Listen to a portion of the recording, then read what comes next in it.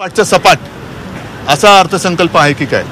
Jarange पाटलांवर SIT लावण्यात आलेली आहे आणि जरांगे पाटलांचे बोलविते धनी हे उद्धव ठाकरे, शरद पवार आणि राजेश टोपे आहेत असे आरोप केले गेले आहेत. कोणी केलेत?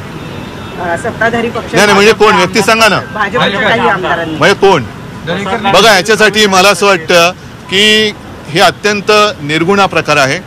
ज्या वेळेला जरांगे पाटील आंदोलनाला बसले होते त्या काळामध्ये, म्हणजे आपलं 1 ऑगस्ट होतं ना आपलं इंडिया बैठक झाली, त्याच दिवशी त्याच्या संध्याकाळी त्यांच्यावरती निर्गुण लाठी हल्ला झाला. अश्रुधूर सोडले, छरांच्या बंदुकासुद्धा त्यांच्यासुद्धा गोळ्या झाडल्या गेल्या होत्या.